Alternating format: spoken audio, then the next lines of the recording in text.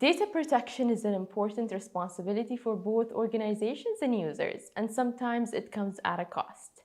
Today on Future Now Talks, I have with me Dr. Alexander Vilyarovich. He is a PhD holder in computer science. He is the Vice President of Business Development at Help AG, the cybersecurity arm of Etisalat Digital, and he is a well-experienced management and cybersecurity professional with a track record in introducing several technologies in several markets. Welcome to Future Now Talks, Dr. Alexander. It's a pleasure, Aliyah. Thanks for having me. Are individuals and organizations more prone to data breaches because of the new style of working? Is it becoming easier to breach people, or is it just increasing in general? Both statements are correct, Aliyah. In the last 12 to 18 months, we've seen really rapid acceleration of digital transformation initiatives across industries and government, and this is very positive. But on the other hand, attackers have taken note of these changes, of the changing vulnerabilities and working styles, and they're trying to use this together with the buzz around the pandemic. On the other hand, it has become truly harder to protect the organization, or we can say easier to breach an organization because of the change that this has brought. Imagine your IT systems are a house. Previously, all the doors of the house were in one place, in your data center or an office. Today, they're across homes, across coffee shops, even across the world. Help AG is helping our clients to achieve successful digital journeys with bringing new technologies and new approaches to address these challenges. So, to those who say, I don't have something sensitive or confidential to hide on my device or protect, or nobody would attempt to breach my data or hack me, what are your thoughts on this? It's everyone's responsibility. This is what I would tell them.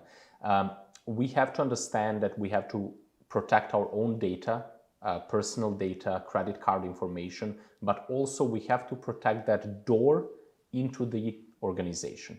There has been many examples where breach of one person or one machine, whether it's a phone or a computer, has brought down operations of whole companies. The latest major example is from the East Coast of the US. There is an operator of pipelines there, oil pipelines, called Colonial, and a single breach of VPN connection has caused ransomware to eventually spread and halt operations. Here in UAE, we have multiple examples, especially in the retail sector, where operations needed to stop because of a single successful email attack that later spread across the organization. So it's everyone's responsibility. When you say everyone's responsibility, who do we mean exactly? Is it organizations, users, regulations? How can we be responsible for these doors that we should be protecting? It's a shared responsibility, but ultimate responsibility and accountability sits with an organization that is custodian of the data and systems. So here in UAE, we have very well-defined framework with combination of federal laws and locally based regulations such as ISR, NISA. There is health standard also in Abu Dhabi, together with the recommendations from Central Bank and from DESC in Dubai. All of this creates a well-regulated environment that mandates organizations to protect the data. Soon we will also have data privacy law. That's a great step that will enable seamless collaboration between UAE-based entities, their global peers, and global clients. And when it comes to implementing these security measures, how important is convenience and user experience?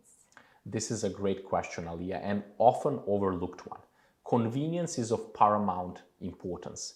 If you start inconveniencing the end user or the employee, or if you start changing or interrupting a business process, you are risking the success of the whole cybersecurity program.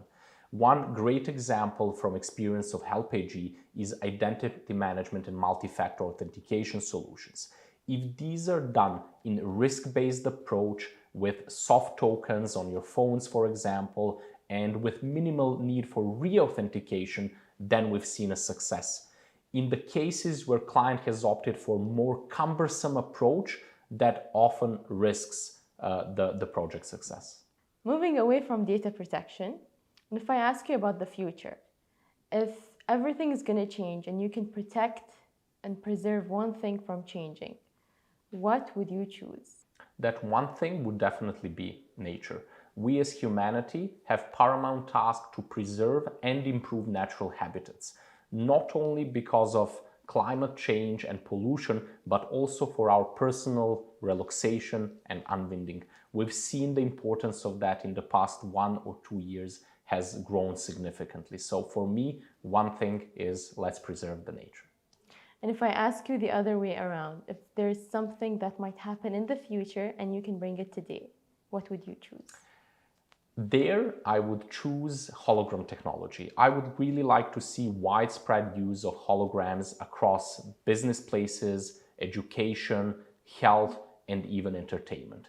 A lot is lost currently from the non-verbal communication when we use collaboration tools of today and online services. So for me, I want holograms from the future now. Thank you for joining me on Future Now Talks, Dr. Alexander. Thank you, Alian. At Future Now, we bring the latest technologies and solutions by collaborating with scale-ups, IoT developers, and our clients. And that's what the Future Now Talks are all about. So stay tuned.